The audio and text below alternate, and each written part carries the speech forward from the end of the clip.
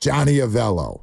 This man is That's a name now. That's a name. That's a name. But listen to the title. Like, there's Johnny Avello, and that's a name, but listen to the title now. Director of Sports Operations at DraftKings. Sounds like somebody you might want to know. You know impressive. what I mean? It sounds like one of those elite lounge singers. Coming up now on the bronze stage, the classic stylings of Johnny Avello. Johnny, have you ever sung on stage before? I don't think you want that to happen. I think I do. I definitely do. I think I do. But I'm a bad singer, guys. Just listen to my voice. It's groggy and it's got a. Yeah, it's just never. It's not made for singing. It's not made for anything, to be honest with you. Tell you what, sitting down with an old fashioned on the rocks and listening to a gravelly voice on stage, I could do it. But anyway, let's talk about something else, Johnny. And thank you very much for coming on. Always appreciated, especially as the season gets going. I think this is where a lot of people's minds are right now as we approach with the holdouts of Brandon Ayuk and Trent Williams. How is that affecting 49ers odds? Well, it's affecting their odds on game one. I think if those two were going to play, you're going to see the spread move up probably 1.5, possibly 2. We have it set, their future book odds, at 6-1. We have them set where if they do play, that's going to drop a little, and if they don't play, it's going to be raised up. So we're kind of like in the middle right now, waiting to hear the decision, just staying on top of it. And, you know, if the bettor wants to bet it at the price that it is and take a chance that they know what's going to happen, that's wide open for them to do so. So that's how we position ourselves sometimes. If we don't know, we just kind of stick it in the middle of a couple of numbers that we think it should be. Are you more reluctant to change futures odds for season and division and Super Bowl and conference based on some of these micro holdouts? More interested in game lines. You know, futures are a long season. Even with, you know, the full array of players, that doesn't mean you're going to win it. So more interested in game one than we are, you know, looking down the road 3-4 months from now.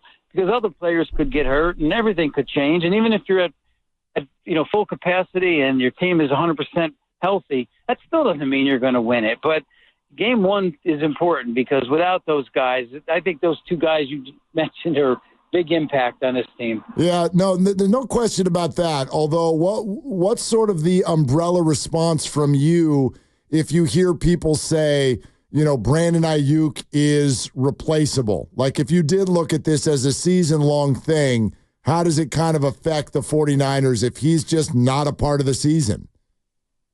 I don't think he is replaceable, to be honest with you. Yeah, you can have somebody fill in, and they could do a decent job, maybe even a good job. This is a great wide receiver. So you need a guy it's not like this is Mahomes at the quarterback position, guys. You know, with the Chiefs, it seems like they get the job done with 2 players and a coach. And so as long as they have those 2 players and a coach, it seems like they can throw any piece in there and make it happen. That's not the case with the 49ers. We're looking at a quarterback who we're still trying to figure out if he's better than average or he's really good. And I'm not sure which one of those 2 it is yet. And when you look at quarterbacks around the league, obviously Mahomes makes the biggest impact on a point spread if he's not playing. But where does Brock Purdy fall in that? If you get to the Monday game against the Jets and it comes out that Brock Purdy's not going to be able to go, what's the general point spread movement going to be for Brock Purdy missing a game? I think Brock Purdy's worth about 3 or 4 points. I think Mahomes worth 10. So a lot has to do with where the game is, who they're playing, and who the backup is. So let's look at the Chiefs. Really, without Mahomes, I don't think anybody's scared of them. So that point spread would tumble down. If they were a 10-point favorite at home and he didn't play, that thing would be close to a pick 'em, or maybe if Chiefs a small favorite, depending on who the opponent is. But with Brock Purdy, I think it's a 4 number, 3 or 4. I think that's all it is. Johnny Avello, Director of Sports Operations, DraftKings, with us here on Willard and Dibs, 95.7 The Game. Johnny, let's dive into some of those individuals a little bit further. You said Mahomes is worth 10. Who are some of the other quarterbacks that are the highest numbers in the league? Josh Allen would be one.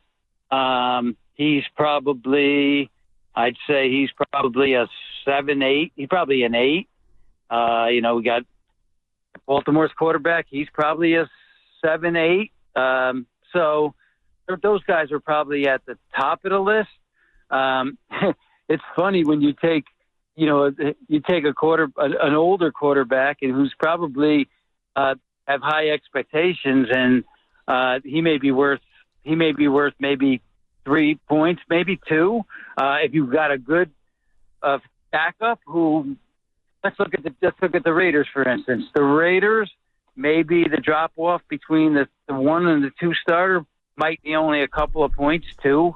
So it really depends on who the team is. And the star, if the quarterback's the guy that makes it all happen, then he's worth so much more.